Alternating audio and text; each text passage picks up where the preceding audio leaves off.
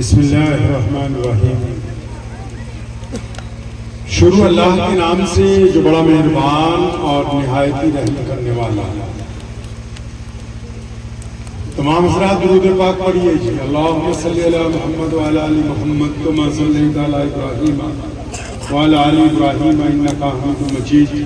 اللہم بارک علی محمد وعلی آل محمد کما بارکت علی ابراہیم وعلی آل ابراہیم انک حمید مجید۔ ہم سب کے پیارے نبی جناب محمد صلی اللہ علیہ وسلم کی ذات گرامی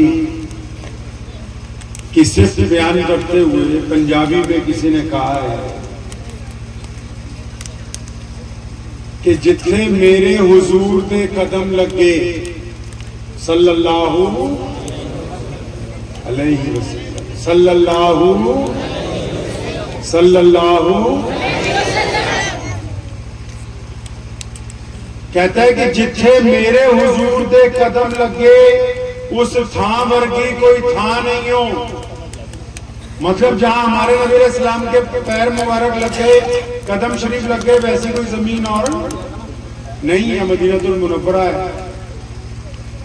جتنے میرے حضور دے قدم لگے اس تھان ورگی کوئی تھان نہیں ہو، جس دیاں قسماں عرش تے رب کھاوے اس نا ورگا کوئی نا نہیں ہو۔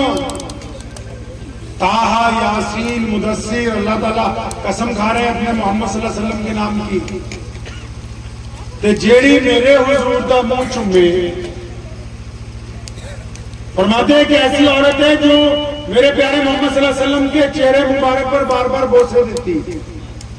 تو شاعر نے اس کی عکاسی کی ہے پنجابی میں، کہتے ہیں جتھے میرے حضور دے قدم لگے اس تھان ورگی کوئی تھان نہیں ہو، جس دیاں قسماں عرش تے رب کھاوے اس نا ورگا کوئی نا نہیں ہو، کہ جیڑی میرے حضور دا منہ چومے اس ماں ورگی کوئی ماں نہیں ہو۔ چلو چلیے جالیاں ہیٹ بھئیے وہ دی چھاں ورگی کوئی چھاں کہ ہوں لاکھوں سلام اس آقا پر صلی اللہ۔ وہ بڑی کرسی اس لیے اٹھوائی تاکہ جس کرسی پر بیٹھ کے اپنے نظر نہ آئے تو وہ فائدہ نہیں دیتی کہ ہو لاکھوں سلام اس آقا پر، ظلم لاکھوں جس نے توڑ دیے، دنیا کو دیا پیغام سکون، طوفانوں کے رخ موڑ دیے۔ اس محسن عالم نے دنیا میں کیا کیا نہ دیا انسانوں کو، دستور دیا، منشور دیا، نئی راہیں دی ہیں اور نئے موڑ دی۔ پیارے محمد صلی اللہ علیہ وسلم کی نسبت سے ہم لوگ یہاں اکٹھے ہوئے ہیں، اور محمد رسول اللہ صلی اللہ علیہ وسلم کی نسبت سے ہم ایک دوسرے کو بھائی کہتے ہیں، اور محمد رسول اللہ صلی اللہ علیہ وسلم کی نسبت سے اسلام کائنات میں ایک عالمی دین بن کر ابھرا ہے۔ اور یہ محمد رسول اللہ صلی اللہ علیہ وسلم کی نسبت یہ ہے کہ امیر غریب، گورا کالا، بڑا اور چھوٹا مسجد کی صف میں ایک ہی برابر کھڑے ہو کے نماز ادا کرتا ہے، تو تمام درود و سلام صرف اس کے لیے محمد رسول اللہ صلی اللہ علیہ وسلم۔ لکھتے ہیں کہ جب مکہ المکرمہ فتح ہوا، جس دن مکہ المکرمہ میں نبی علیہ السلام داخل ہوئے ہجرت کے 10 سال بعد، تو پیارے پیغمبر علیہ السلام جب مکہ مکرمہ میں داخل ہوئے بیت اللہ میں، تو نماز کا جب وقت ہو گیا تو مکہ المکرمہ کے صحن میں، خانہ کعبہ کے صحن میں بڑے بڑے شہزادے کھڑے ہیں، بڑے بڑے چودھری، بڑے بڑے سردار، بڑے بڑے حکمران۔ کون کھڑا ہے؟ سیدنا امیر المومنین سیدنا ابو بکر صدیق رضی اللہ تعالیٰ عنہ۔ کون ابو بکر ہیں؟ سب سے بڑے مسلمان۔ کون سے مسلمان کی؟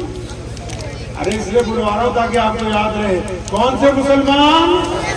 سب سے بڑے دنیا میں سب سے بڑا اگر کوئی مسلمان ہے محمد رسول اللہ کے بچپن کے ساتھی، رسول اللہ کے لڑکپن کے ساتھی، رسول اللہ کے جوانی کے ساتھی، رسول اللہ کے پڑوس کے ساتھی، رسول اللہ کے کاروبار کے ساتھی، پھر رسول اللہ کے غار کے ساتھی، رسول اللہ کے ہجرت کے ساتھی، رسول اللہ کے بدر کے ساتھی، رسول اللہ کے عہد کے ساتھی، اور اب روضہ پاک صلی اللہ علیہ وسلم مدینہ منورہ میں رسول اللہ صلی اللہ علیہ وسلم کے بالکل روضہ مبارک کے ساتھی، اور جن کو نبی علیہ السلام نے اپنی زندگی میں، نبی نے اپنی زندگی میں، پھر دوہرا رہا ہوں، جن کو پیارے محمد صلی اللہ علیہ وسلم نے اپنی زندگی میں، اپنی موجودگی میں، اپنے صحابہ کے سامنے، اپنی مسجد میں، اپنے مصلی پر، اپنے سامنے اگر کسی کو مصلی پر امامت کے لیے کھڑا کیا تو وہ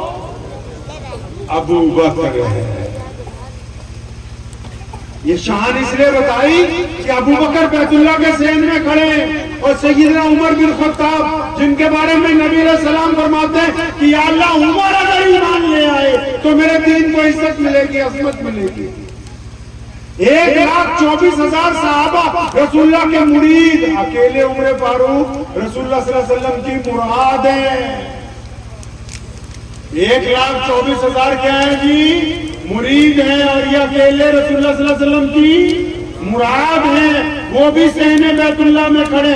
سیدنا عثمان ذوالنورین، وہ عثمان جن کو اپنی بیٹی تو دی لیکن نبی علیہ السلام نے بیعت رضوان کے موقع پر کہا تھا، جب سیدنا عثمان رضی اللہ تعالیٰ عنہ کی جھوٹی شہادت کی خبر آئی، اور جب سب نے رسول اللہ کے ہاتھ پر ہاتھ رکھ کے کہا کہ یا رسول اللہ صلی اللہ علیہ وسلم اللہ کے لیے اور آپ کے لیے ہم بیعت کرنے جا رہے ہیں کہ کچھ ہو جائے آپ کا ساتھ نہیں چھوڑیں گے، اور جب نبی نے دیکھا کہ عثمان تو نہیں ہے، وہ فرمایا میرے صحابہ گواہ ہے نا کہ یہ ایک میرا ہاتھ ہے، یہ دوسرا عثمان کا ہاتھ ہے۔ عثمان کی طرف سے بیعت رضوان خود محمد رسول اللہ صلی اللہ علیہ وسلم۔ نعرہ تکبیر، نعرہ تکبیر، نعرہ تکبیر۔ سیدنا مولا علی کرم اللہ وجہہ، کون مولا علی رضی اللہ تعالیٰ عنہ؟ جب نبی علیہ السلام نے آج سے 10 سال پہلے بیت اللہ سے سارے لوگوں کو بلایا اپنے گھر میں، رشتہ داروں کو بھی آؤ میرا ساتھ دینا، سارے دعوت کھا کے چپ ہو گئے تھے۔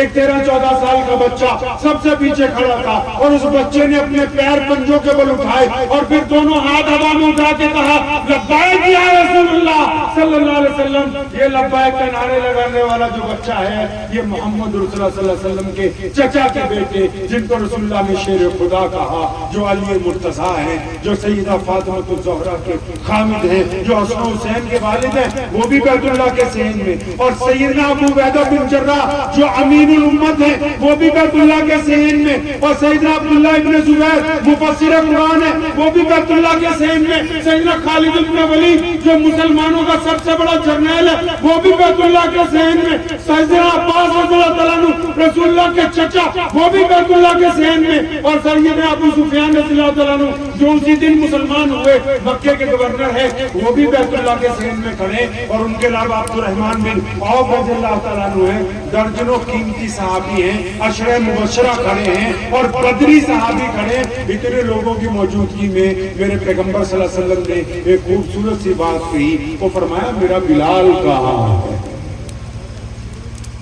بلال ہے، بلال، بلال کون؟ بلال غلام، بلال حبشی، بلال کالا، بلال غریب، بلال محتاج، بلال کے کپڑے پہنے ہوئے، بلال کا کالا چہرہ، بلال کے ہونٹ موٹے موٹے، بلال کو لوگ بھٹا کہتے ہیں نعوذ باللہ۔ اب نبی علیہ السلام نے پوچھا بلال کہاں ہے؟ اب جب یہ بات پوچھی نا تو کچھ صحابہ یہ سمجھ گئے کہ بلال کو اس لیے بلا رہے ہیں رضی اللہ تعالیٰ عنہ کو کہ بیت اللہ کے میں نماز ہوگی تو اذان بلال دے گا، تو ایک صحابی نے نبی علیہ السلام کے کان میں مشورہ دیا، صرف اس نے کہا یا رسول اللہ صلی اللہ علیہ وسلم آج اگر آپ غلام کے بچے کو جو مسلمان ہو چکے جو آپ کے مؤذن ہیں اگر آپ ان کو اذان دینے کے لیے اوپر چڑھائیں گے تو یہ جو قریش مکہ ہے، جو بڑے بڑے چودھری ہیں جو آج آپ سے شکست کھا گئے، ان کی تھوڑی بہت جو بچ گئی ہے وہ بھی ختم ہو جائے گی۔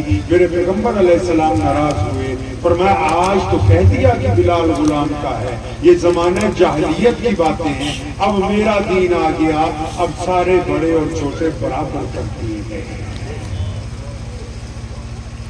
अब सैयदना बिलाल रज़ियल्लाहु अन्हु ने क्या किया? वो आए, पूछा या रसूलल्लाह हुक्म, फरमाया बैतुल्लाह की छत पे चढ़ जा, अज़ान देनी है। अब बिलाल रज़ियल्लाहु अन्हु बैतुल्लाह की छत पे चढ़ रहे हैं, रो रहे हैं और कहते हैं अपने आप को, बिलाल तू तो जब कभी बैतुल्लाह में आया अबू जहल ने तुझको मारा, कभी उतबा ने मारा, कभी वलीद ने तेरी पिटाई की, कभी उमैया ने तेरी खाल उधेड़ दी। वो सब ये कहते थे बिलाल काला है, बिलाल हबशी है, बिलाल की साथ नीची है, बिलाल खाना काबा में नहीं जा सकता। तो बिलाल रज़ियल्लाहु अन्हु फरमाते हैं मैंने अपने दिल से पूछा, बिलाल रंग तो अब भी वही है, कपड़े तो अब भी वैसे ही हैं, चाल तो अब भी वैसी है, लेकिन अब क्या बात हो गई? तेरे पे ऐसा कौन सा तमगा लग गया, ऐसी कौन सी ताकत मिल गई, ऐसी कौन सी इज्जत मिल गई कि सारे नीचे खड़े हैं, तू बैतुल्लाह की छत पे चढ़ रहा है? तो खुद ही फरमाते कि मेरे दिल ने मुझे कहा, बिलाल ये जो काली कपड़ी वाले मोहम्मद रसूलुल्लाह से मोहब्बत है ना, ये उस मोहब्बत का नतीजा है कि जो आज बैतुल्लाह की छत पे चढ़ रहा है, उस ताल्लुक का नतीजा है। अब जब बिलाल रज़ियल्लाहु अन्हु, आप लोग तो उम्रे में जाते रहते हैं माशाल्लाह, आपने देखा होगा अल्लाह का घर जो काले रंग का है, जिसपे काला गिलाफ चढ़ा है, उसको बैतुल्लाह कहते हैं, और जो चारों तरफ अंदर बरामदे बने हुए हैं उसको मस्जिद हराम कहते हैं। अब जो मस्जिद हराम में आप लोग जाते हैं, हम लोग जाते हैं, किस तरफ मुंह करके नमाज पढ़ते हैं जी? बैतुल्लाह की तरफ मुंह करके नमाज पढ़ते हैं, और बैतुल्लाह की 4 दीवारें, हर दीवार को किबले का दर्जा हासिल है, हर एक दीवार को किबले का दर्जा हासिल है। आप जिस तरफ से जाएंगे उधर ही से नमाज पढ़ सकते हैं। अब बिलाल जब बैतुल्लाह पे चढ़े हैं तो मोहम्मद रसूलुल्लाह सल्लल्लाहु अलैहि वसल्लम के खादिम ना, मोहम्मद रसूलुल्लाह के तरबियत याफ्ता हैं, फरमाते हैं जब मैं बैतुल्लाह पे चढ़ रहा था तो मदीने में अज़ानें देता था मक्के की तरफ मुंह करके। अब जब मक्के में बैतुल्लाह की छत पे चढ़ा, मेरे नबी ने कहा बिलाल अज़ान दे, और मैं जब बैतुल्लाह की छत पर चढ़ा तो मेरे दिल ने कहा कि बिलाल अब काबा किधर गया? बैतुल्लाह की छत पे तो आज भी नहीं चढ़ने देते भाई, बैतुल्लाह की छत पे तो आज भी नमाज नहीं होती, आज भी कोई अज़ान देने नहीं चढ़ता। ये तो मोहम्मद रसूलुल्लाह ने खाना काबा फतह किया है उसे, और रसूलुल्लाह सल्लल्लाहु अलैहि वसल्लम ने बिलाल को कहा चल भाई बिलाल चढ़ जा बैतुल्लाह की छत पे, आज अज़ान तुम दोगे। अब ये बैतुल्लाह की छत पे चढ़े, हैरान है अब काबा किधर? काबा तो इन 4 दीवारों का नाम है। और फिर बैतुल्लाह की छत पर चढ़ के बिलाल ने देर नहीं लगाई, क्योंकि पक्का सच्चा आशिक़े रसूल सल्लल्लाहु अलैहि वसल्लम था ना, एक उंगली कान में दी और शहादत वाली और उंगली अपना चेहरा बैतुल्लाह के सहन में, जिस तरफ मोहम्मद रसूलुल्लाह सल्लल्लाहु अलैहि वसल्लम खड़े थे उस तरफ मुंह करके अज़ान देने लगा, ताकि क़यामत तक के मुसलमानों को बता दे कि काबे का अगर कोई काबा है तो वो मोहम्मद रसूलुल्लाह है। काबे का अगर कोई काबा है तो हमारे प्यारे नबी मोहम्मद रसूलुल्लाह, जिन्होंने हमें बताया कि ये बैतुल्लाह है, बैतुल्लाह की सनद मोहम्मद रसूलुल्लाह, कुरान पाक की सनद मोहम्मद रसूलुल्लाह, मस्जिद की सनद मोहम्मद रसूलुल्लाह है, ईमान की सनद मोहम्मद रसूलुल्लाह है। फिर देखो सैयदना बिलाल रज़ियल्लाहु अन्हु ने कमाल कर दिया, अल्लाह करवाने वाले हैं, मोहम्मद रसूलुल्लाह की तरफ मुंह करके अज़ान दे रहे। उधर प्यारे पैगंबर अलैहिस्सलाम ने क्या किया? नबी अलैहिस्सलाम तवाफ के लिए चलने लगे बैतुल्लाह की चारों तरफ। अब बिलाल अज़ान भी देता है, घूमता भी जाता है, ताकि क़यामत तक के मुसलमानों को बता दे कि कोई झूठा नबी आए, कोई नया बन के आए, कोई पसमानदा, कोई बड़ा, कोई छोटा बन के आए, लेकिन हमेशा याद रखना जिस तरफ मोहम्मद रसूलुल्लाह गए हैं नबूवत बस उसी तरफ है, खत्म नबूवत का ताज सिर्फ उन्हीं के सर पर रखा है। इसीलिए रसूलुल्लाह जब तवाफ कर रहे थे बिलाल का किबला भी घूम रहा था, ताकि मुसलमानों को ये बता दे कि हमारा अगर कोई रहनुमा है, कोई खातिमुन नबीयीन है तो मोहम्मद रसूलुल्लाह। अब नबी अलैहिस्सलातु वस्सलाम, प्यारे पैगंबर अलैहिस्सलातु वस्सलाम खाना काबा में बैठे हुए, ध्यान से सुनो, इधर उधर मत देखो, इधर देखो, कोई बात नहीं। किसी काम से जा रहे होंगे आप, परेशान हो। नबी अलैहिस्सलाम जब खाना काबा में जिस दिन मक्का फतेह हुआ, अजान हुई, नमाज हुई, कैदियों के फैसले आए, रसूलुल्लाह ने माफ कर दिया उनको। सुने अगली बात, मक्के के मौजूदा गवर्नर सैयदना अबू सुफियान रज़ियल्लाहु ताला अन्हु फरमाते, मैंने गुजारिश की या रसूलल्लाह सल्लल्लाहु अलैहि वसल्लम हमारी कोठी पर चले, हमारे महल में चले, वहीं पर आज की रात क़याम होगा, आपका खाना होगा। और उधर मक्के में एक औरत है जो झोपड़ी में रहती है, जिसका नाम उम्मे हानी है, जिसका नाम उम्मे हानी है, और नबी अलैहिस्सलाम के चचा की बेटी है।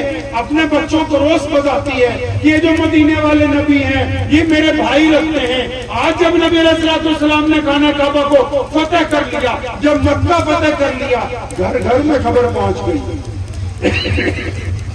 हर एक घर में खबर पहुंच गई। उनके घर में खबर पहुंची तो बच्चे अपनी माँ से पूछते हैं, अम्मा आप तो रोजाना कहती थी कि प्यारे मोहम्मद सल्लल्लाहु अलैहि वसल्लम आपके भाई लगते हैं, अब तो वो आ गए, मक्का उन्होंने फतह कर लिया, क्या आज वो जो आपके भाई लगते हैं क्या वो हमारे घर तशरीफ लाएंगे कि नहीं लाएंगे? अब वो आएंगे हमारे घर, आएंगे कि नहीं आएंगे? अब उम्मे हानी रज़ियल्लाहु ताला अन्हा ने शिद्दत गम में अपने बच्चों को दिलासा देते हुए फरमाया, हाँ बेटा आएंगे। और दिल में सोचती है कि मोहम्मद रसूलुल्लाह सल्लल्लाहु अलैहि वसल्लम तो बहुत मसरूफ है, 10 साल बाद उन्हें क्या याद होगा कि एक चचा की बेटी है, एक बचपन की बहन है, एक वो बहन है जिसने आपको बचपन में उंगली पकड़ के साथ में चलाया, वो बहन है जो उम्र में ज्यादा बड़ी है, वो बहन है जिसने आपके दीन के लिए अपने शौहर से 10 साल मार खाई है, वो बहन है जिसके शौहर ने उसको इसलिए छोड़ दिया क्योंकि तू मोहम्मद रसूलुल्लाह की पैरवी करती है। ये अपने बच्चों को वैसे ही दिलासा दे रही है कि हाँ बच्चे, हाँ इतनी देर में रात के पहले पहर किसी ने जोर से कुंडी खटखटाई। अब उम्मे हानी ने गम में पूछा अंदर से जरा तेज आवाज में कि भाई कौन है दरवाजे पर? तो उधर से आवाज आती है, हानी वो दरवाजा खोलो, मैं तुम्हारा भाई मोहम्मद रसूलुल्लाह। उम्मे हानी रज़ियल्लाहु अन्हा ने दरवाजा खोला। प्यारे नबी अलैहिस्सलाम अपनी बहन को 10 साल बाद देखते हैं, बहन अपने भाई को देखती है, आंखों में आंसू जारी हैं। पढ़े इमाम बुखारी को, नबी अलैहिस्सलाम ने कभी बासी रोटी नहीं खाई। सुनो तारीखी बात मुसलमानों, मेरे पैगंबर अलैहिस्सलाम ने फाके किए हैं, 1 दिन का फाका, 2 दिन का फाका, 3 दिन का, 4 दिन का, 5 दिन का फाका किया, लेकिन जब भी खाना खाया ताजा रोटी बनवा के खाई, ताजा खाना खाया। ये पहला मौका है फतेह मक्का के मौके पर। उधर अबू सुफियान ने कहा, सैयदना अब्दुर्रहमान बिन औफ ने कहा, सैयदना उस्मान बिन नुरैन ने कहा, सैयदना अबू बकर सिद्दीक ने कहा, सैयदना उमर बिन खत्ताब ने कहा, या रसूलल्लाह हमारे घर भी तो मक्के में हैं, हमारे अजीज व अकारिब हैं, हमारी कोठियां यहाँ मौजूद हैं, हमारे बागात यहाँ पर मौजूद हैं, या रसूलल्लाह हमारे घर चले। और फरमाया नहीं नहीं हानी, मैंने सबको कहा कि जब मेरी यहाँ बहन मौजूद है तो मैं तुम्हारे घर क्यों जाऊंगा। अब नबी अलैहिस्सलाम ने अपनी बहन के घर आते पूछा, हानी कुछ खाने के लिए है? सैयदना उम्मे हानी रज़ियल्लाहु अन्हा फरमाती है, या रसूलल्लाह आज तो घर में कुछ भी नहीं खाने। फिर उनको याद आया अचानक, फरमाने लगी, या रसूलल्लाह सल्लल्लाहु अलैहि वसल्लम एक बासी रोटी पड़ी है, फरमाया वो ही ले आओ क्योंकि भूख बहुत लगी हुई है। उस बासी रोटी को पानी से धोया गया और फिर सिरके में डबो के नबी अलैहिस्सलाम को पेश की गई। ये दूसरा मौका है नबी अलैहिस्सलाम ने बासी खाना खाया। और नबी अलैहिस्सलाम खाना खाने के बाद अपनी उस बहन के पास तशरीफ रखते हैं। उन्होंने नबी अलैहिस्सलाम का बिस्तर लगवाया। अब पैगंबर आज़म सल्लल्लाहु अलैहि वसल्लम को आराम करने की जब पेशकश की ना, तो नबी अलैहिस्सलाम ने आगे से जो बात कही है वो बात सुनाने के लिए आपको ये वाक़या सुना रहा हूं, जो बात मोहम्मद रसूलुल्लाह सल्लल्लाहु अलैहि वसल्लम ने कही उस वक्त। आप सल्लल्लाहु अलैहि वसल्लम ने फरमाया, हानि आज सोना नहीं, आराम नहीं करता। नबी अलैहिस्सलाम बिस्तर पे तशरीफ फरमा हुए, फरमाया तुम भी बैठो। वो बैठ गए सामने आके, बच्चे भी बैठ गए। अब आप अंदाजा लगाओ, मिसाल के तौर पे मैं मौलवी हूँ तो दीन की बातें कर रहा हूँ, मेरे भाई विधायक है उमर अली खान साहब, ये अगर बात करेंगे सियासत की करेंगे, ٹھیک ہے نہیں؟ اور اگر کوئی ابھی یہاں پر کسی افسر کو بلاتے ہم تو وہ پرشاسن کی بات کرتا، اگر کسی پروفیسر کو بلاتے وہ تعلیم کی بات کرتا، کسی ڈاکٹر کو بلاتے وہ صحت کی بات کرتا، کسی انجینئر کو بلاتے تو وہ اپنی کمپنی کی بات کرتا کہ فلاں مشین اس طرح تیار ہو سکتی ہے.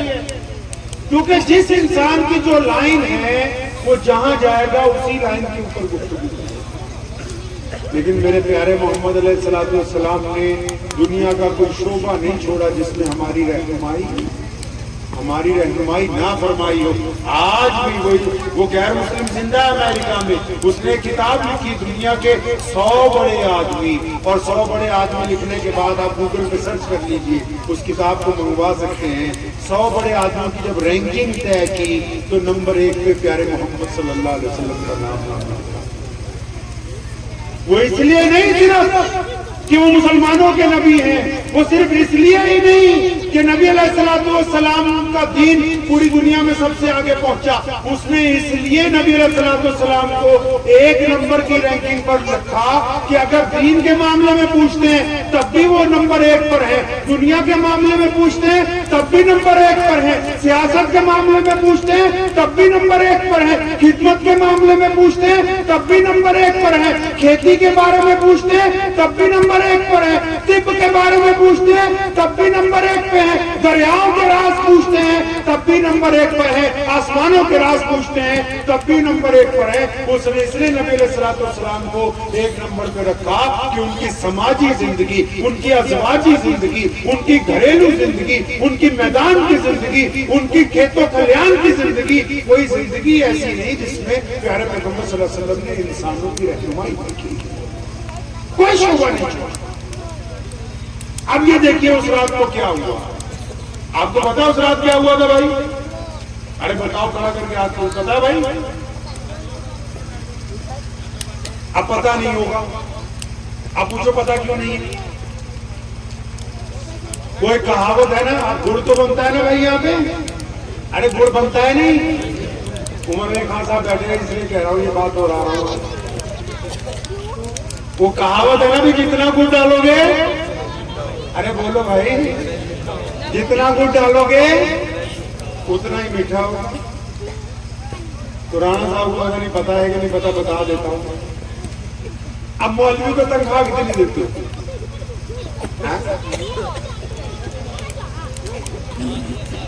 اب 10,000 میں تمہیں ساری باتیں بتا دیں.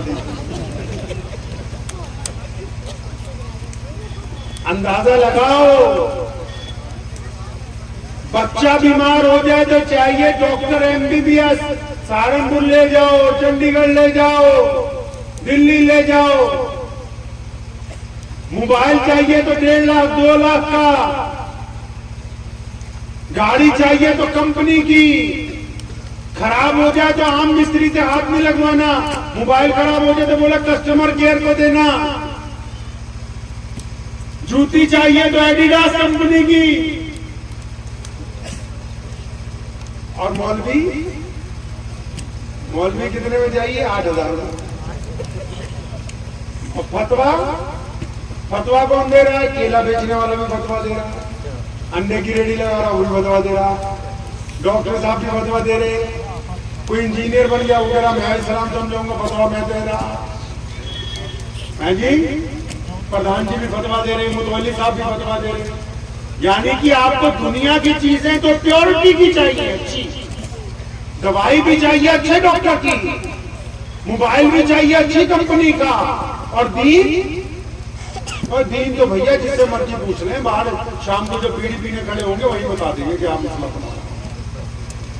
دین کے معاملے میں جس جگہ سے رہنمائی ملنی ہے، مجھے اچھی طرح یاد ہے صاحب وقف بورڈ میں ایک دفعہ پنجاب میں اماموں کی تنخواہیں بڑھانے کی بات ہوئی تو باقی ممبران میرے سے لڑ پڑے کہتے نہیں یار نہیں بڑھانی. تو میں نے کسی کو کہا میں کہ یار جوتے بہت اچھے پہنے، تو کہنے لگے یار یہ 22,000 کے ایڈیڈاس کمپنی کے. تو میں تو صحیح جو ہے ہمیں جوتے کی تو ضرورت ہے امام یہ. اس لیے ادھر یہ واقعہ روک کے توجہ اس لیے دلوا رہا ہوں کیونکہ ہماری دنیا ہمارا دین الگ الگ نہیں ہے. ہماری دنیا ہمارا دین الگ الگ نہیں ہے. ہمارے پاس مذہب نام کی کوئی چیز نہیں. محمد رسول اللہ نے دین دیا اور دین ہے زندگی گزارنے کا طریقہ, اور زندگی گزارنے کا طریقہ مفتیان کرام نے بتانا ہے, شیخ الحدیث صاحب نے بتانا ہے, مسجد کے امام نے بتانا ہے, مسجد کے مؤذن کے پاس بیٹھ کے کوئی دین کی بات پڑھنی اور سننی ہے, مسجد کے جو خدمتگار ہیں ان کے ساتھ بیٹھنا ہے. اب جن سے دین اپلائی ہونا ہے, جہاں سے دین ہم تک پہنچنا ہے, ان کو تو روزگار کے لالے پڑے ہوئے ہیں, اور ہم خود بہترین 3 وقت گوشت کھا کے ایک دوسرے کی چگلیاں کریں, تو دین ہم تک پہنچے گا کیسے؟ بتاؤ. یہ مذاق میں نہیں, یہ سنجیدگی کا موضوع ہے کہ جہاں سے دین بچوں تک پہنچنا ہے, جہاں سے تربیت حاصل کرنی ہے, جہاں سے رنگ چڑھنا ہے طبیعت پر ایمانداری کا, محمد رسول اللہ کے عشق کا, ان کی اتباع کا, ان کی پیروی کا, وہ ہے ہی نہیں. اب نبی علیہ السلام نے کیا کہا؟ اب یہ یاد نہیں, ہاں اتنا یاد ہے, اجی دعا کروا دو, اجی بھوک مروا دو, اجی سر پہ ہاتھ پھیر لو. اچھا ایک بات بتاؤ, بخار تمہیں چڑھا ہو, اب میں جا کے کہوں جی میرے بھائی کو بخار چڑھ رکھا, ذرا میرے بوتل چڑھا دے, تو کوئی اثر ہوگا بھائی کو؟ اللہ کے بندے, پہلے جو بیمار ہے وہ بھی تو نمازی بنے نا, جو بیمار ہے وہ بھی تو اللہ کا نام لینا شروع کرے, جس کا کام نہیں بن رہا وہ بھی تو اٹھ کے فجر میں وضو کر کے مصلی پر کھڑا ہو کہ اللہ پیر صاحب کی دعاؤں سے ہو جائے. اب جب پیر صاحب دعا کریں, ادھر دعا کرتے ہیں کہ یا اللہ عبد الرحمان کو بیٹا دے دے, یا اللہ محمد شفیع کا کام بنا دے, ادھر سے فرشتے بیچ میں پرچی پھنسا دے کہ یا اللہ ملا جی جس کے لیے دعا مانگ رہے جو تو ٹھگ ہے, یہ جس کے لیے دعا مانگی جا رہی بے ایمان ہے, یہ جس کے لیے دعائیں کر رہے جس نے تو اپنی بہن کا حصہ مار رکھا ہے, یہ جس کے لیے دعا کر رہے اپنی بیوی کے چہرے پہ تھپڑ مارتا ہے, یہ جس کے لیے دعا یہ مولوی صاحب کر رہے ہیں یہ اپنے پڑوسی کو جو مسلمان ہے چاہے غیر مسلم ہے اس سے ظلم کرتا ہے, اس کو ڈرا کے رکھتا ہے. یہ اور ساری دعائیں دھری کی دھری رہ گئے. اب پتہ یہ لگا دعا کروانے سے پہلے جو کروانے کے لیے جائے اس کے ڈاکومنٹ بھی پورے ہونے چاہیے, اس لیے دعا قبول ہوگی. تو سنو پیارے پیغمبر علیہ السلام نے کیا کہا. اس رات سیدنا ام ہانی رضی اللہ تعالیٰ عنہ کو اپنے سامنے بٹھایا اور ایسی بات کہی کہ نبی علیہ السلام, اب آپ سوچتے ہوں گے کہ کوئی عمل بتا دیا ہوگا کہ جنت کیسے مل گئی ہوگی, کوئی تحفہ دے دیا ہوگا, کوئی یہ کہہ دیا ہوگا فلاں دس میں پڑھنا, یہ اس میں اعظم ہے. ایسا کچھ نہیں ہوا. نبی علیہ السلام نے اس رات اپنی بہن کو, جو نبی علیہ السلام کے چچا کی بیٹی ہیں, اور یہ وہی ام ہانی ہے کہ جس دن نبی علیہ السلام معراج کی رات پہ گئے تھے, انہی کے گھر میں, انہی کے حجرے میں آرام فرما رہے تھے. سیدنا ام ہانی رضی اللہ تعالیٰ عنہ کے گھر میں اس دن آرام فرما رہے تھے جس دن معراج کے لیے جبرائیل لینے کے لیے آئے. اب نبی علیہ السلام نے کیا کہا ام ہانی کو؟ قربان جائے ہمارے پیغمبر صلی اللہ علیہ وسلم کے سامنے بٹھایا ہانی کو. اب نبی علیہ السلام آپ دیدہ ہیں, وہ فرمایا ہانی آپ مجھ سے بڑی ہیں, 15-20 سال بڑی تھی نبی علیہ السلام سے. فرمایا ہانی دل پہ ہاتھ رکھ کے سنو یہ بات. فرمایا ہانی آپ مجھ سے بڑی ہیں, آپ جانتی ہیں کہ جب میں اپنی والدہ کے پیٹ میں تھا ابھی میری پیدائش میں 2 مہینے باقی تھے. ہانی آپ کو شاید یاد ہوگا اچھی طرح کہ میری پیدائش سے پہلے میرے ابو جناب عبداللہ کا وصال ہو گیا. ہانی میں نے اپنے والد کو نہیں دیکھا ہے, آپ نے ان کو دیکھا ہے. آج کی رات مجھے بتاؤ میرے ابو کیسے تھے. ہانی کی چیخیں نکل گئی, یا رسول اللہ صلی اللہ علیہ وسلم آپ کے والد بڑے خوبصورت تھے, وہ چلتے تھے تو ایسا لگتا تھا کہ کوئی شہزادہ چلا جا رہا ہے, اور جب وہ گفتگو کرتے تھے ایسا لگتا تھا ہو بھی کیوں نہ جس کی پیشانی میں محمد رسول اللہ کا نور ہو وہ شخص کیسا عظمت والا ہو. ویسا باپ بھی نہیں آیا دنیا میں آج تک, نہ پہلے کوئی آیا نہ پہلے نہ کبھی ہو سکتا ہے. ہم نبی علیہ السلام اپنے ابو کی باتیں سنتے ہیں نا, ام ہانی کو پوچھتے ان کا چہرہ کیسا تھا, وہ بولتے کیسے تھے. ام ہانی بتاتی نبی علیہ السلام اپنے والد کو یاد کر کے نا بہت روئے اس رات. ابھی جب گفتگو ٹھنڈی بھی نہیں ہوئی, اب جب نبی علیہ السلام کی گفتگو کے جواب میں واقعات مکمل ہو رہے ہیں تو نبی علیہ السلام نے دوسرا سوال کر دیا کہ ہانی تجھے پتا ہے میں بہت چھوٹا تھا، بہت چھوٹا تھا، 5-6 سال کا تھا، میری ماں سیدہ آمنہ مجھ کو چھوڑ کے چلی گئی، تو بتا نا آمنہ بی بی کیسے تھی، ان کا چہرہ کیسا تھا، مجھے اپنی ماں کے خط و خال اچھی طرح یاد تھی۔ اب ہانی نبی علیہ السلام کو سیدہ آمنہ کی سیرت سناتی ہیں، پھر نبی علیہ السلام جناب اپنے مختلف کی باتیں چھیڑ لیتے، پھر اپنے چچا کی باتیں کرتے، یعنی محمد رسول اللہ صلی اللہ علیہ وسلم نے ہمیں یہ بات سمجھائی، دنیا کے ہر انسان کو یہ پیغام دیا کہ دیکھو آج مکہ فتح ہوا ہے، ہونا تو یہ چاہیے تھا کہ ایک دعوت ہوتی، ہونا تو یہ چاہیے تھا لوگ آتے، مبارکبادوں کا سلسلہ ہوتا، بہترین گوشت تیار کیے جاتے، لیکن نبی علیہ السلام نے اس رات اپنے والدین کو یاد کر کے، اپنے آبا و اجداد کو یاد کر کے دنیا کو یہ پیغام دیا کہ دیکھو اللہ جب تم کو آگے بڑھا دے، جب کسی کرسی پر جا کے بیٹھ جاؤ تو پھر ان کو یاد کرنا جو اس وقت تمہارے ساتھ تھے جب تمہارے ساتھ کوئی دوسرا نہیں تھا۔ ہماری ماں سیدنا امی عائشہ رضی اللہ تعالیٰ عنہ نے ایک دن کہا تھا پیارے محمد صلی اللہ علیہ وسلم کو مدینے میں ویسے ہی اللہ سے کہا تھا یا رسول اللہ صلی اللہ علیہ وسلم آپ اکثر بی بی خدیجہ کو یاد کرتے ہیں۔ امی خدیجہ الکبریٰ بوڑھی تھی، انتقال ہو گیا، مکے میں ان کی قبر ہے۔ امی عائشہ رضی اللہ تعالیٰ عنہ کہتی یا رسول اللہ آپ جب بھی دیکھو خدیجہ کو یاد کرتے ہیں، ان کا ذکر چھیڑتے ہیں، ان کی باتیں کرتے ہیں۔ جب اتنی سی بات سنی نا نبی علیہ السلام آپ دیدہ ہو گئے، پیارے پیغمبر علیہ السلام کی آنکھوں میں آنسو آئے، فرمایا سنو عائشہ آج تو آپ نے یہ سوال کیا، آئندہ ایسے سوال مت کرنا۔ سنو عائشہ کہ جب سارا مکہ میرا دشمن تھا، مکہ کا ذرہ ذرہ میرا دشمن تھا، جب ابو جہل مجھے قتل کرنا چاہتا تھا، جب امیہ اور عتبہ میرے راستے میں کانٹے بچھاتے تھے، جب ابو لہب اور ان کے بیٹوں نے مجھے قتل کرنے کی سازشیں رچی، جب مکے میں سر بازار میرے گلے میں پھندا ڈالنے کی انتہا کر دی گئی، تو فرمایا عائشہ جب مکے میں کوئی میرے ساتھ نہیں تھا نا تو اس وقت خدیجہ الکبریٰ میرے ساتھ کھڑی ہوئی تھی۔ اس وقت وہ مجھے کہتی تھی لبیک یا رسول اللہ صلی اللہ علیہ وسلم میں آپ کے ساتھ ہوں، اور اس نے بارہا مجھے حوصلہ دیتے یہ بات کہی یا رسول اللہ صلی اللہ علیہ وسلم آپ پرواہ نہ کیجئے، آپ غم نہ کیجئے، آپ ان لوگوں کی باتوں پر توجہ نہ دیجئے، میرا دل کہتا ہے کہ میرا رب آپ کو کبھی ضائع نہیں ہونے دے گا۔ کہ نبی علیہ السلام ہے کہ نبی علیہ السلام کی ایک خاتون مسجد نبی میں سامنے سے ملنے آئی، پیارے پیغمبر علیہ السلام دوڑے گئے، جا کے سلام کیا، اس نے کندھے پہ ہاتھ رکھ کے کہا بیٹا کیسا ہے؟ نبی علیہ السلام کی آنکھوں میں آنسو آ گیا، اماں جی میں ٹھیک ہوں۔ صحابہ کو بلایا، بلال کو بلاؤ، ابو بکر عمر عثمان علی کو بلاؤ، ابو بکر بن جراح کو بلاؤ، ابو ہریرہ کو بلاؤ۔ انس بن مالک کہتے ہیں کہ نبی علیہ السلام نے سب کو آوازیں دی ادھر آؤ۔ ہم نے پوچھا یا حضرت صلی اللہ علیہ وسلم یہ عورت تو کوئی شہزادی نہیں لگتی، کسی بادشاہ کی بیوی نہیں لگتی، اس کے کپڑے کوئی قیمتی نہیں۔ سنو پیارے پیغمبر علیہ السلام نے کہا تھا، فرمایا میرے صحابہ اس کو دیکھو دھیان سے، یہ میری ماں ہے، یہ دائی حلیمہ ہے، اس نے مجھے دودھ پلایا ہے۔ اور نبی علیہ السلام نے اپنی چادر مبارک اتاری، اپنی مسجد میں بچھائی، تاکہ قیامت تک کے بیٹوں کو بتانا تھا کہ جب مائیں آ جائیں ملنے کے لیے تو ان کا احترام کس انداز کے ساتھ کیا جائے۔ تبھی تو نبی علیہ السلام نے فرمایا کہ اگر بلال کو تکبیر کہتے میں مصلی پر کھڑا ہو جاؤں، تو فرمایا میری امی زندہ ہوتی نا اور مجھے آواز مارتی محمد، تو میں نماز چھوڑ کے پہلے اپنی ماں کے پاس جاتا۔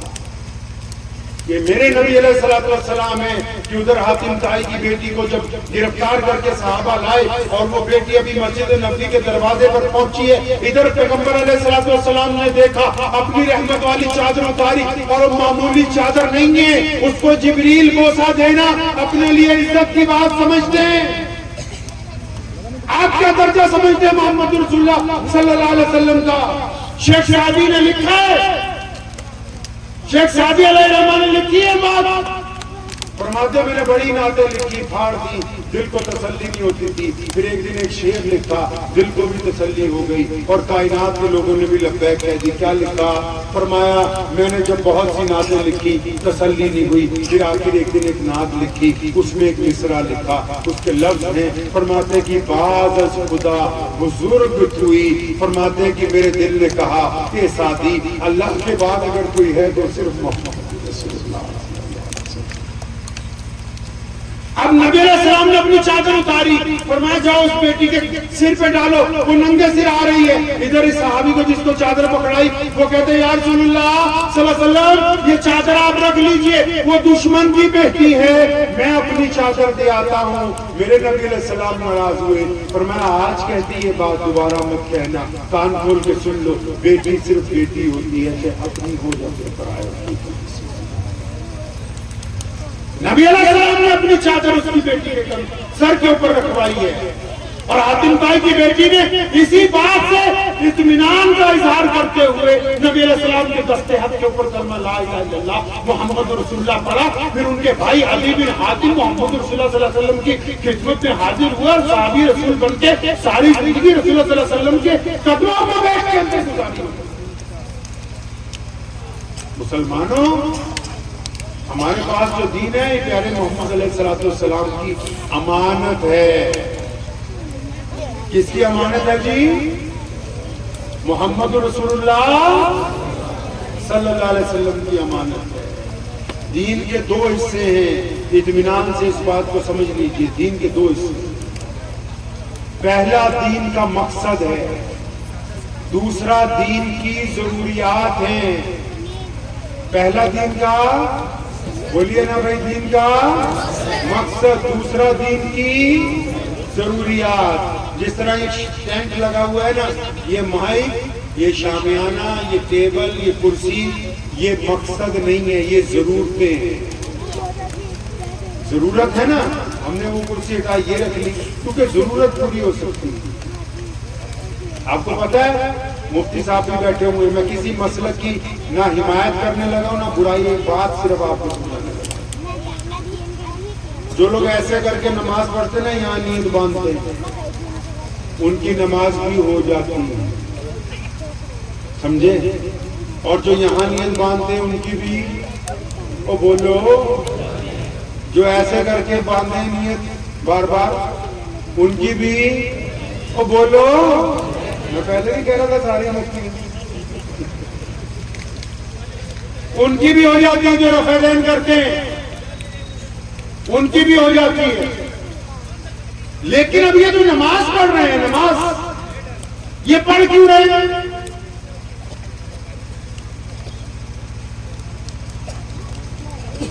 ان سب پتہ لگ گیا جی, ایسے بھی نماز ہو جائے, یہاں بھی رکھے ہو جائے, یہاں بھی رکھے ہو جائے. لیکن آپ کا نام کیا ہے؟ نماز پڑھتے کیوں ہیں ہم لوگ؟ اللہ کو, اللہ کو. اور آپ کیوں پڑھتے ہو؟ اللہ کو. اور آپ بھائی صاحب, آپ نے مجھے لے گا, آپ کیوں پڑھتے ہو نماز؟ تاکہ برے کام نہ کر سکیں, برائی سے روکنے کے لیے نماز.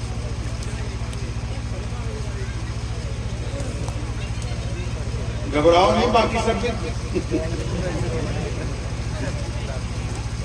یہ اس لیے, یہ پریکٹیکل بات اس لیے کر رہا ہوں, جب کہ ہم لوگ جاتے ہیں جلسہ سمجھ کے نہیں جاتے. ہم یہ سمجھتے ہیں گھر میں جا رہے ہیں, گھر کے لوگوں سے کچھ گھر کی باتیں ہوں گی کہ جو ہمارے گھر میں بگاڑ پیدا ہو گیا وہ ختم ہو جائے.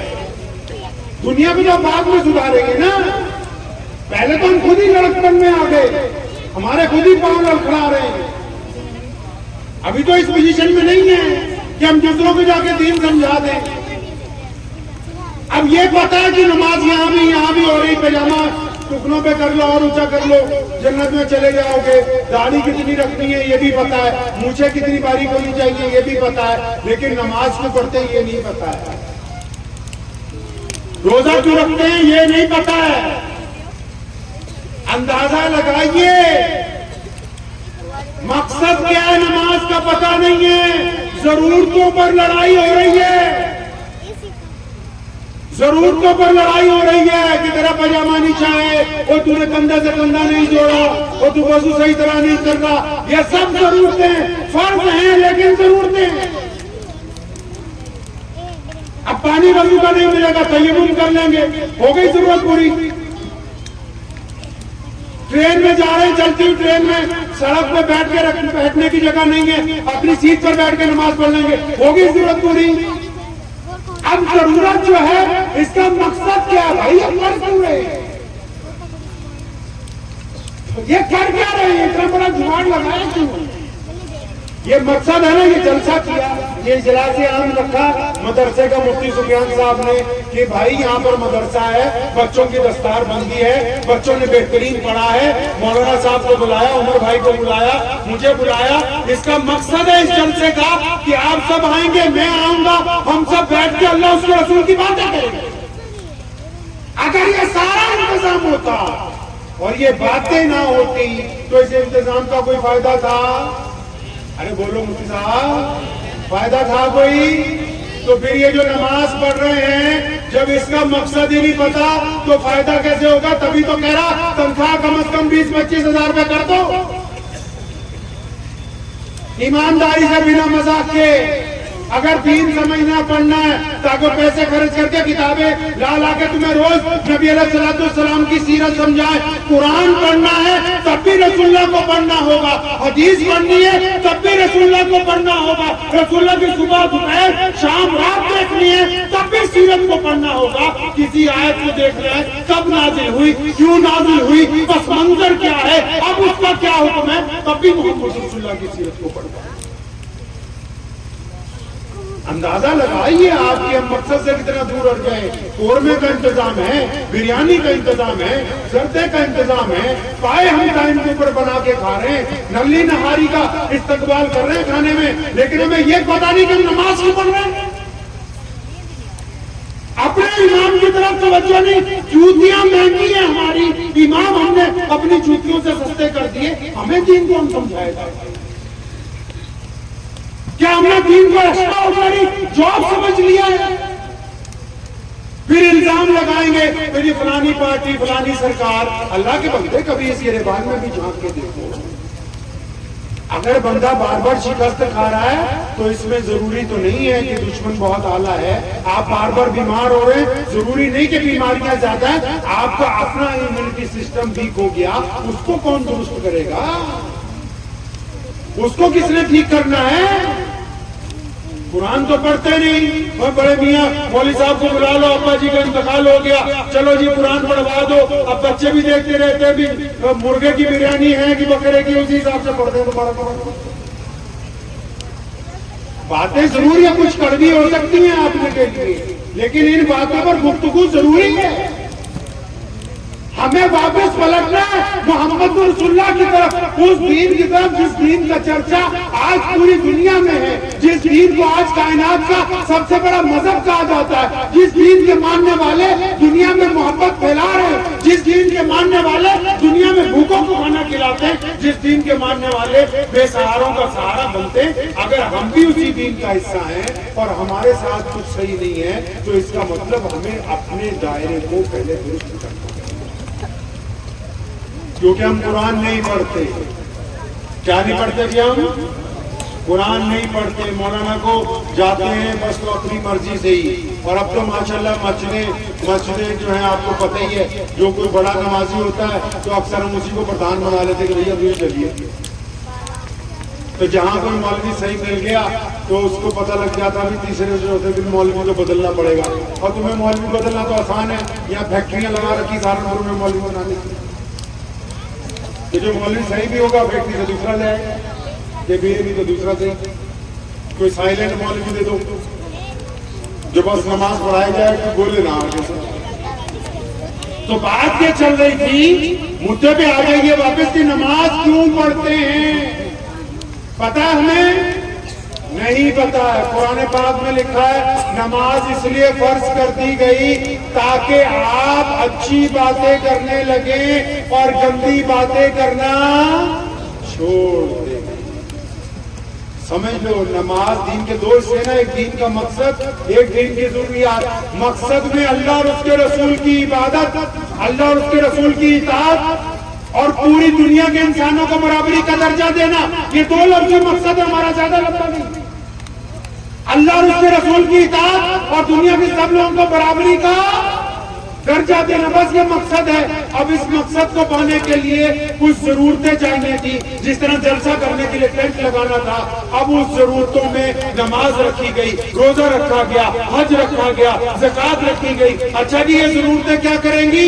نبی علیہ السلام نے حکم دیا کہ جو نمازی ہوگا نا وہ بے ایمان نہیں ہوگا، جو نمازی ہوگا وہ جھوٹ نہیں بولے گا، جو نمازی ہوگا وہ ٹھگی نہیں مارے گا، جو نمازی ہوگا وہ دوسرے کی بیٹی کی طرف غلط نہیں دیکھے گا۔ پتہ یہ لگا میرے نبی نے نماز اس لیے فرض کروائی کیونکہ وہ جو مقصد تھا نا کہ اللہ رسول کو ماننا ہے اور دنیا کے تمام انسانوں کو برابری کا درجہ دینا ہے، اس مقصد کو پانے کے لیے اچھے لوگوں کی ضرورت تھی۔ اب اچھے لوگ کہاں سے لاتے؟ اچھے لوگ لانے کے لیے نماز بنائی، روزہ بنایا، حج بنایا، زکوٰۃ بنائی کہ اس فیکٹری سے اچھے لوگ آئیں گے، اس مقصد کی طرف چلیں گے۔ اب اچھے لوگ تو ادھر سے آنے بند ہو گئے، اس لیے مقصد ادھر سے اچھے لوگ آنے بند ہو گئے، اب مقصد اپنی جگہ رک گیا۔ اگر مقصد اپنی جگہ چلتا رہتا، ادھر سے اچھے لوگ آتے رہتے۔ آپ نمازی کس کو کہتے ہو؟ سیدنا عمر رضی اللہ تعالیٰ عنہ بیٹھے تھے مسجد نبوی میں، کسی نے کہا یا امیر المومنین یہ بندہ دیکھیے کتنا دیندار، فرمایا اچھا اس میں ایسا کیا؟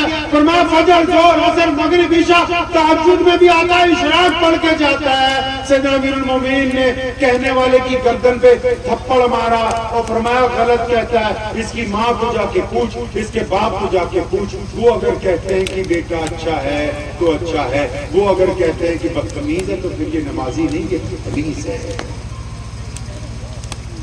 اس کے کاروباری سے جا کے پوچھو، جس سے یہ کاروبار کرتا ہے، وہ اگر کہتا ہے یہ ایماندار ہے تو یہ ایماندار ہے، وہ اگر یہ کہتا ہے ٹھگ ہے تو پھر یہ نمازی نہیں ہے، ٹھگ ہے۔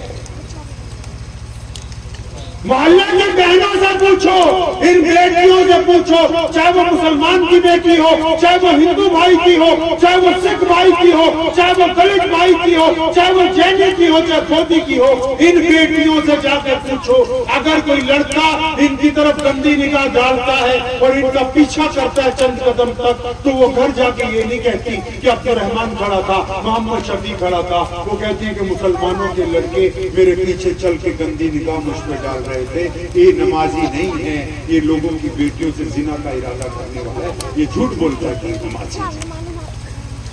کیونکہ قرآن نے عورتوں کو کہا کہ برقع پہن لو، اسی قرآن نے مردوں کو کہا کہ اپنی نگاہوں کو دوسرا دکھا دو۔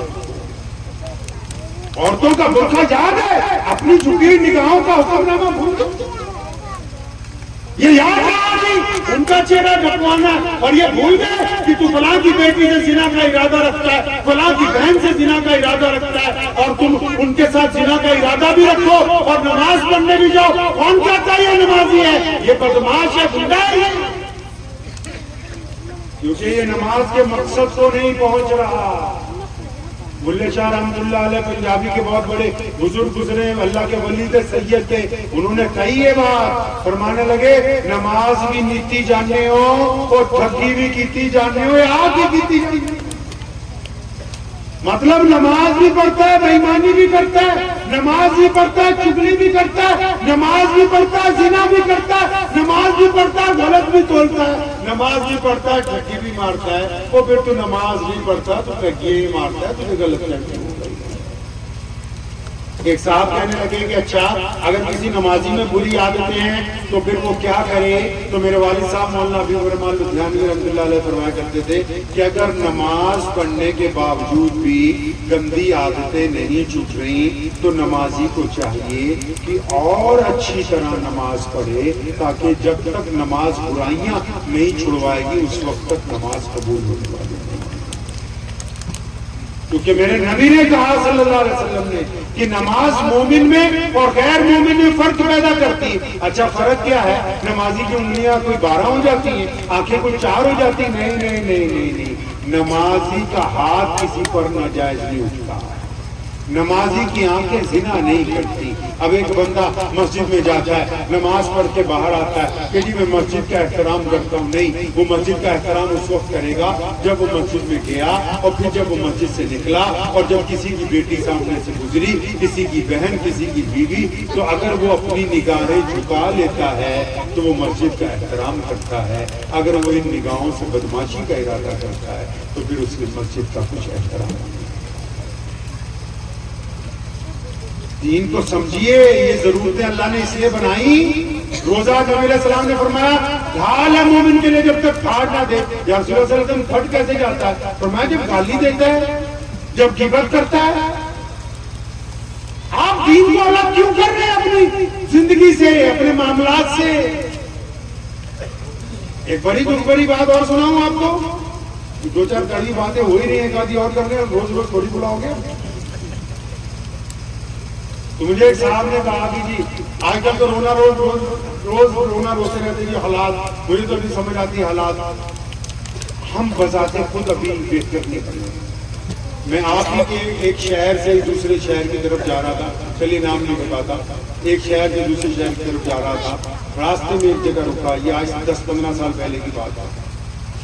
تو میرے والد شاہ امام مولانا عبدالرحمن لدھیانوی حیات تھے، تو میں رکا، تو دو سپاہی کے میرے ساتھ میں نماز پڑھنے کا، کسی نے کہا جی حضرت جی کے بیٹے آئے ہوئے، تو اندر 20-25 گاؤں والے آ گئے، انہوں نے مجھے پکڑا، کہنے لگا جی حضرت جی کے بیٹے کچھ بتا دو۔ تو میں کہا یار مجھے تو بہت جلدی جانا ہے کسی شادی میں، بتا تو نہیں سکتا لیکن تم سے کچھ پوچھ سکتا ہوں، کہانی تم پوچھ ہی لو۔ تو میں کہا یہ بتاؤ کہ یہ تمہاری مسجد کے استنجا خانے میں جو کئی ہزار بیڑیوں کے ٹکڑے پڑے ہیں، یہ حکومت نے کہا ہے کہ مسجد میں آ کے بیڑیاں دیا جائے؟ کس حکومت نے کہا؟ یہ تو انہوں نے نہیں کہا۔ یہ مسجدوں میں جو بے رونقی ہے یہ تو کسی حکومت نے نہیں ہے آپ کو۔ قرآن پاک کے خلاف جھاڑنے جاؤ 2 کلو مٹی ابھی نکل آئے گی، یہ تو کسی حکومت نے نہیں آپ کو کہا کہ آپ قرآن پڑھیں۔ ہم اپنے حال کے اوپر غور ہی نہیں کرتے۔ مسجد کیوں بنائی؟ مسجد کیوں بنائی؟ کس کے لیے؟ نماز پڑھنے کے لیے۔ اب مفتی صاحب بیٹھے حضرت جی سنسار پور والے، اب یہی حضرت جی ہیں سنسار پور والے، کیا سمجھے؟ تو حضرت جی بیٹھے ہیں سنسار پور والے، پوچھ لو نماز تو گھر پہ بھی ہو جاتی ہے، اور تم سب تو ویسے بھی مفتی ہو سارے کے بارے، نماز تو گھر پہ بھی ہو جاتی ہے۔ 5 نمازیں ہیں، فجر، ظہر، عصر، مغرب، عشاء، 5 نمازیں فرض ہیں، لیکن ان سے بڑی ایک نماز ہے جس کو تہجد کی نماز کہتے ہیں، اور اس نماز کے لیے اذان دینے کی ضرورت، اس نماز کے لیے امام صاحب کی ضرورت، اس نماز کے لیے مسجد میں جانے کی ضرورت نہیں ہے۔ لیکن یہ 5 نمازیں مسجد میں کیوں پڑھتے ہیں؟ تو محمد رسول اللہ صلی اللہ علیہ وسلم سے پوچھنا ہوگا، یا رسول اللہ صلی اللہ علیہ وسلم مسجد میں کیوں جائیں؟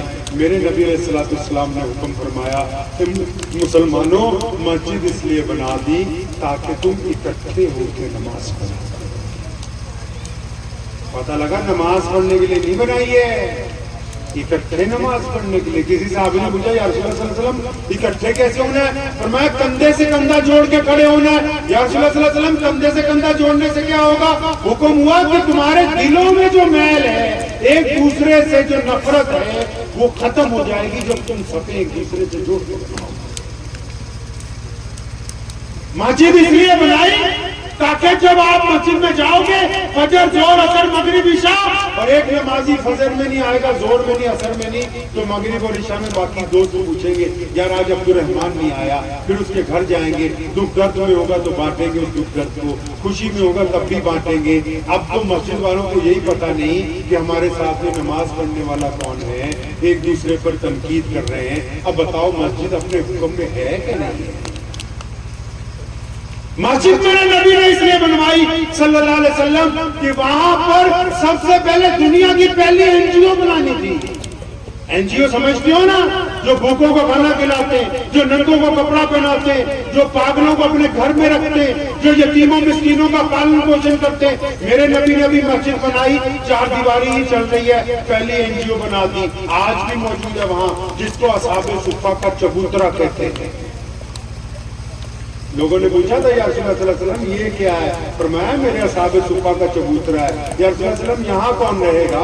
यहाँ यतीम रहेंगे, मिस्कीन रहेंगे, मोहताज रहेंगे, जिनके सर पे छत नहीं वो रहेंगे, जिनको घर वालों ने निकाल दिया वो रहेंगे, जिनके पास खाने के लिए कुछ नहीं वो रहेंगे। हम उनकी कफालत करेंगे, हम खुद बाद में खाएंगे, खुद नए कपड़े बाद में पहनेंगे।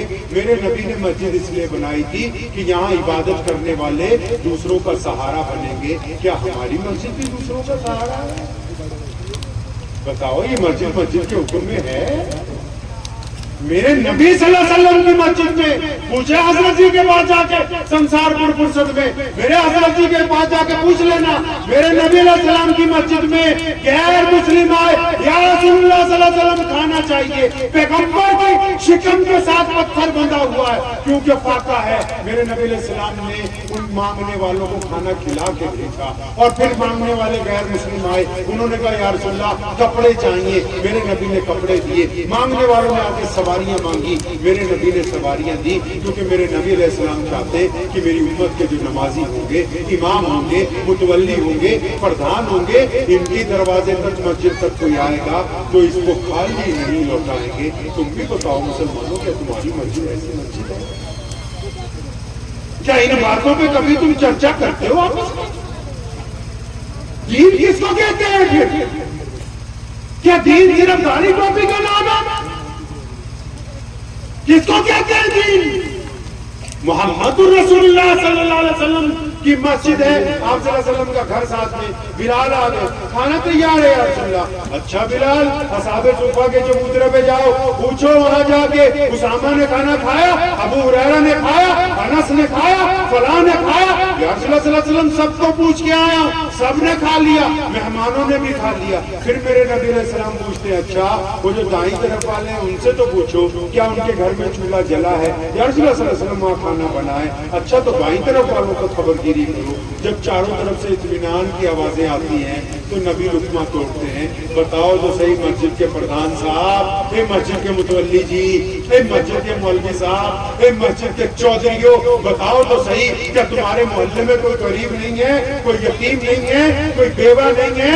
मदरसों को चंदा देने वालों, बताओ तो सही, क्या तुम्हारे गांव में कोई ऐसी औरत नहीं जिसके घर की छत टूटी हुई है, जिसके सर से बाप का साया उठ गया? क्या तुमने कभी उसकी खबरगिरी की है? बताओ तो सही कि तुम किस दिन के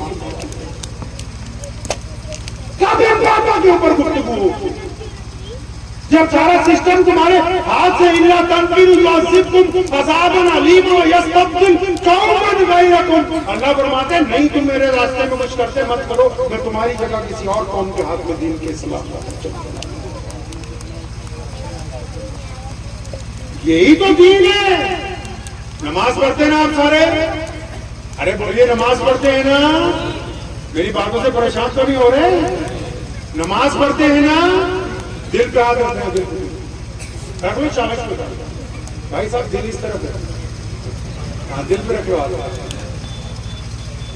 अब इस दिल से पूछना, मुझे नहीं जवाब देना, अपने आप को पूछना। आप नमाज पढ़ते हैं माशाल्लाह, नमाजियों को पहले पूछ रहा हूँ, बाकी जो नहीं नमाज पढ़ते होते दिल पे हाथ रखो इस बार। वैसे सच में कह रहा हूँ, दिल पे हाथ रख लीजिए, पैसे नहीं लगेंगे। आप भी रख लो मौलाना, कोई बात नहीं, पैसे नहीं लगेंगे इसमें कोई। आप सब लोग मुसलमान हैं, नमाज पढ़ते हैं, सच्ची बताओ आप नमाज पढ़ते हो? कभी जिंदगी में एक दो बार अपने बूढ़े बाप को गले से लगाया है? कभी कहा है कि अब्बू जी मुझे आपसे बहुत प्यार है, आपने मेरे लिए बहुत कुछ किया, आप मेरे बाप हो यार, मुझे तुमसे बड़ी मोहब्बत है? बताओ कभी आपने कहा अपने बाप को? आप नमाजी हो ना, इसलिए पूछो। अच्छा कभी अपनी माँ के पैर दबाए कि अम्मा तू बूढ़ी हो गई हमारी खिदमत करते करते? कभी अपनी बीवी को कहा है कि यार मैं तेरा दोस्त हूं? बताओ तो सही, कभी अपने किसी गरीब बहन, गरीब भाई, गरीब यार दोस्त, गरीब पड़ोसी के घर में रात को एक लिफाफे में अपनी हैसियत से पैसे डाल के, अपनी हैसियत से, अब वो 10 लाख की है या 10 रुपए की है, वो पैसे उसके दरवाजे पे अंदर खिसका दिए हो चुपके से कि मेरा भाई बहुत परेशान है, मेरा यार परेशान है, मेरी बहन परेशान है? क्या बताओ कभी किसी की ऐसी मदद की है? पता तो लगे आप नमाजी है ना। आप तो कहते हैं मुसलमान है यार, मुसलमान होता कैसे आया? अच्छा कभी किसी गरीब को पकड़ के ले गया, चल तुझे आज मैं अपने घर पे अच्छा खाना खिलाऊंगा। अगर आपका दिल रहम से खाली है, लिख लो नुक्ते की ये बात, मेरे नबी अलैहिस्सलाम का हुक्म भी है, और ये लिख लो आज दिल की तख्ती पे, अगर आपका दिल रहम से खाली है तो कुल खैर से खाली है, कुल दीन से खाली है, इसके अंदर कुछ भी बात नहीं, फिर सब कुछ दिखावा है। अगर इसमें दर्द नहीं है अपनों का, इसमें दर्द नहीं है पड़ोसियों का, अगर इसमें मजहब की अनक लगा रखी, पड़ोसी गैर मुस्लिम भूखा मर रहा है, पड़ोसी भाई भूखा मर रहा है, पड़ोसी बहन भूखी मर रही है, पड़ोसी हमसाया भूखा मर रहा है, इसमें अगर दर्द नहीं है अपने माँ बाप के लिए, अपनी औलाद के लिए, तो फिर ये कुल खैर से खाली है। ये तमाशबीनी कर रहा है लोगों के सामने कि मैं नमाजी बन गया हूँ, मैं मुत्तकी बन गया हूँ। इसको पहले अपने आप को दुरुस्त करना। आखिरी वाकया सुनिए, नबी अलैहिस्सलाम की सीरत का पहला वाकया आज की इस मजलिस में आखिर में सुनाता हूं। मेरे नबी अलैहिस्सलाम ने बताना था सबको कि मैं अल्लाह का नबी हूँ। बनाए तब गए जब कायनात नहीं बनी थी, लेकिन मक्के में जिस दिन बताना था ना, तो सबको अल्लाह के नबी अलैहिस्सलाम ने इकट्ठा कर लिया और खुद सब पहाड़ी पे खड़े हो गए। और क्या कहा मेरे नबी अलैहिस्सलाम ने? और फरमाया अगर मैं तुम्हें ये कहूं कि इस पहाड़ के पीछे दुश्मन है, वो नुकसान पहुंचा सकता है, तो यकीन करोगे? तो सारे लोगों ने कहा लब्बैक, हम यकीन कर लेंगे। तो फिर नबी अलैहिस्सलाम ने अगला सवाल किया, सुनो, ये नहीं फरमाया कि अल्लाह एक है, उस वक्त तक ये नहीं कहा कि भाई साहब वो करबला का मैदान नहीं, इधर हो जाए।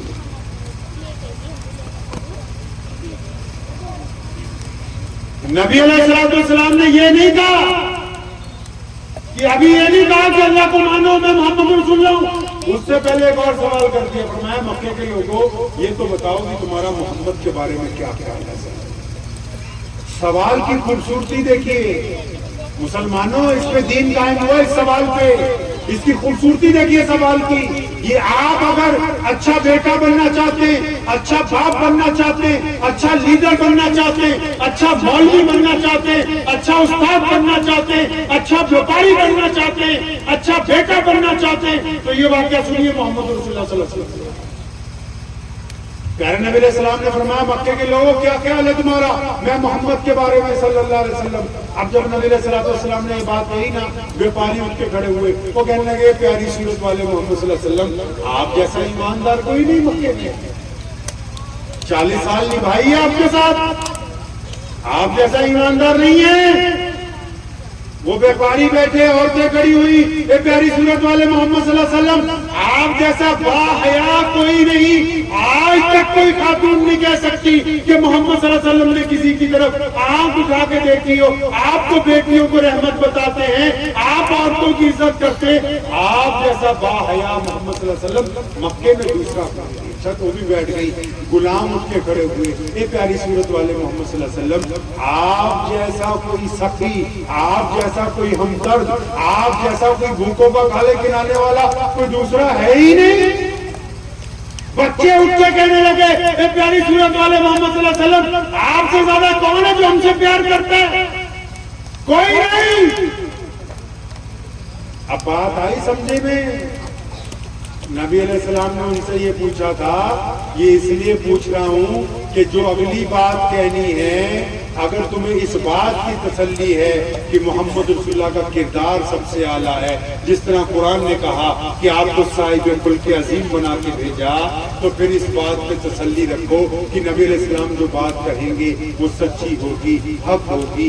आप जो लगे हुए हैं, मैं जो लगा हुआ हूँ, लोग हमें अच्छा समझे, लोग हमारी तारीफ करें, लोग हमारा नाम ले, लोग हमारे नारे लगाए। अरे मेरे भाई, अगर हमारा किरदार अच्छा नहीं होगा तो कुछ भी अच्छा नहीं। क्योंकि बंदा जब ताकत में आता है ना, कोई बड़ा मौलवी बन जाए, बड़ा लीडर बन जाए, बड़ा व्यापारी बन जाए, कोई अच्छा कुरान पढ़ने लग जाए, कोई किसी का ज्यादा खेत खलियान मिल जाए, किसी के बच्चे बेटे ज्यादा हो जाएं, जब पावर आती है किसी भी चीज की, वो इज्जतदार नहीं बनता है, इज्जतदार नहीं बनता है। وہ بے نقاب ہو جاتا ہے دنیا کے سامنے، پھر اس کا اچھا اور بھلا سامنے بالکل صاف نظر آنے لگتا ہے، اور پھر محمد رسول اللہ صلی اللہ علیہ وسلم تو پوری کائنات کے سب سے بڑے ہیں، اس لیے نظر آنا تو ضروری تھا۔ آپ بھی اگر اچھا بننا چاہتے ہیں تو کسی سے کہلوانے سے پہلے اپنے کردار کو اتنا اچھا بنائیے کہ صرف 5 لوگ، ایک آپ کے گھر والے، ماں باپ، بیوی، بچے، پڑوسی اور آپ کے بھائی بہن یہ کہتے ہیں کہ عبد الرحمان اچھا ہے تو دنیا اپنے آپ کہہ دے گی کہ عبد الرحمان اچھا ہے۔ اگر یہ کہتے ہیں کہ بے ایمان ہے تو دنیا کے اچھا کرنے سے کچھ نہیں کریں گے کچھ انشاءاللہ، کچھ تبدیلی لائیں گے اپنے اندر انشاءاللہ۔ یہ جو ہمارے ہندو سکھ بھائی ہیں پورے دیش میں، ہم ان سے پیار کرتے ہیں، وہ ہم سے کرتے ہیں، لیکن اگر ان میں سے کوئی اسلام کے متعلق غلط فہمی میں آ جائے تو اس کا قصوروار اسلام نہیں ہے، ہمیں۔ اگر ہم کسی سے ٹھگی ماریں گے تبھی وہ کہے گا نا مسلمان ٹھگ، اگر ہم کسی سے بے ایمانی کریں گے تبھی وہ کہے گا نا کہ غلام مسلمان بے ایمان۔ تو آپ یہ نہ سمجھیں مولوی اسلام کی تصویر ہے، نہیں، آپ جس غیر مسلم دوست سے تعلق رکھتے ہیں وہ اسلام کو تبھی اچھا سمجھے گا جب آپ کا اس کے ساتھ کاروبار ایمانداری کا ہوگا، آپ کا اس کے گھر میں آنے جانے والا ایمانداری سے ہوگا۔ اگر آپ وہاں ایمانداری نہ رکھ سکے تو یقیناً کل قیامت کے دن محمد رسول اللہ صلی اللہ علیہ وسلم لائیں گے تبدیلی کچھ انشاءاللہ۔ ایک کام آپ لوگوں نے کرنا ہے، بہت ضروری کام ہے، اور وہ بیماری یہاں بہت پائی جاتی ہے، یہاں مطلب کہ پوری لائن میں سے وہ یہ ہے، اگر آپ قرآن پڑھیں گے، حدیث شریف پڑھیں گے، سیرت پڑھیں گے تو میرے نبی علیہ السلام کی ساری سیرت پاک پازیٹیو ہے، ساری سیرت پازیٹیو ہے، مثبت ہے، ایک بھی واقعہ، ایک بھی فرمان نیگیٹو نہیں، ایک بھی۔ تو ہمارے میں کیا بیماری ہے؟ مولوی مولوی سے نیگیٹو، بھائی بھائی سے نیگیٹو، میاں بیوی سے نیگیٹو، پردھان پردھان سے نیگیٹو مطلب جب اس کی غیر موجودگی میں گفتگو کرے گا تو مثبت نہیں کرے گا، مطلب پازیٹیو بات نہیں کرے گا، جب بھی بات کرے گا نیگیٹو ہی کرے گا۔ اور نبی محمد صلی اللہ علیہ وسلم اس کو پسند نہیں فرماتے۔ صحابہ کو کتنی بار ٹوکا، فرمایا تم نے دوسرے کا دل چیر کے دیکھا؟ یہ لفظ ہے بخاری میں۔ صحابہ نے کہا تھا نہیں رسول اللہ فلاں بندے میں شک ہے کہ اس کا بے ایمان لگتا ہے، ناراض ہوئے، فرمایا اس کی چھاتی چیر کے دیکھی ہے۔ ہم لوگ کیوں پریشان ہیں بھائی، ہم لوگ کیوں پریشان ہیں؟ اب کسی نے آ کے اگر ہمیں کہہ دیا نا اجی وہ تمہارا بھائی نہ ہے فلاں رشتے دار، ہاں اجی وہ تمہارے خلاف بہت باتیں بنا رہا تھا، اچھا اس کی ایسی جیسی کوئی بات نہیں، کبھی موقع آنے دے۔ تو قرآن نے کیا سمجھایا آپ کو؟ قرآن نے کہا کہ جب تمہارے پاس کوئی بندہ خبر لے کے آئے تو یہ نہیں کہا کہ خبر کی تصدیق کرنا، فرمایا خبر لانے والے کو بھی دیکھ لو کہیں بہت چالو آدمی تو نہیں ہے، تو سنسار بلا لو، ایسے لکھا ہے۔ فرمایا جو تمہیں نیوز دے رہا آ کے خبر پہنچانا، جو چگلی مار رہا ہے وہ اس کو بھی دیکھ لے نمازی ہے کہ نہیں۔ بھائی تجھے پتا ہے کہ چگلی کرنے والا شرابی ہے، ٹھگ ہے، بے ایمان ہے، چور ہے، عیاش ہے، لیکن وہ تیرے بھائی کی برائی کر رہا ہے، اس لیے اس کی بات کو سچ سمجھ رہا ہے، جبکہ وہ تمہیں لڑائی کروانے کے لیے، دو قوموں میں فساد ڈلوانے کے لیے۔ اگر قرآن پڑھا ہوتا تو ہمیں پتا ہوتا کہ نیگیٹو باتیں نہیں کرنی، کچھ کریں گے انشاءاللہ، گھر میں سے نیگیٹیوٹی ختم کریں گے انشاءاللہ، اپنے بچوں سے محبت کیجیے، ماں باپ سے، بیوی سے، بھائیوں سے، پڑوسیوں سے، پڑوسی جب مسلمان ہے یا غیر مسلم، جو آپ کا دائرہ ہے، اکثر اسی پنجابی کہنے میں سربت کا بھلا، مطلب پوری دنیا کا بھلا ہو جائے، تو میں اپنے دوستوں کو وہاں کہا کرتا ہوں کہ ہم لوگ مانگتے تو پوری دنیا کی بھلائی ہے، لیکن ہماری دنیا کون سی ہے؟ ہماری دنیا ہمارے ماں باپ، ہماری دنیا ہمارے بچے، ہماری دنیا بھائی بہن، ہماری دنیا یار دوست، ہماری دنیا کاروبار کے دوست، ہماری دنیا جو ہم سفر کرتے، جو لوگ ہمارے ساتھ ہوتے وہ، ہماری دنیا اسکول میں پڑھے ہوئے ہمارے ساتھ پرانے لوگ۔ اچھا اپنی دنیا میں 500 لوگوں سے لڑائی ہے، دعا ساری دنیا کے لیے، اپنی دنیا میں 500 لوگوں سے پھڈا ڈال رکھا ہے۔ اپنی دنیا اچھی بنائیں گے انشاءاللہ، بنائیں گے انشاءاللہ، وقت بھی بہت ہو گیا. دعا کیجیے اللہ کریم نے جتنی بھی باتیں ہم نے آج کی ہیں اللہ ہمیں ہمارا مزاج سنت کے مطابق کرنے کی توفیق عطا فرمائے. وعدہ کیجئے کہ ہم نبی علیہ السلام کی سنت کے اوپر عمل کرتے ہوئے اللہ کی رضا کے لیے لوگوں کو معاف کریں گے, اللہ کی رضا کے لیے غلطیاں چھوڑ دیں گے, اللہ کی رضا کے لیے آپس میں نرمی پیدا کریں گے, اپنے قریب کے غریبوں کا خیال رکھیں گے, اپنے قریب کے محتاجوں کا خیال رکھیں گے, کریں گے انشاءاللہ. تو دعا کریں اللہ کریم مجھے بھی آپ سب کو ان باتوں پر عمل کی توفیق عطا فرمائے. وآخر دعوانا ان الحمدللہ رب العالمین.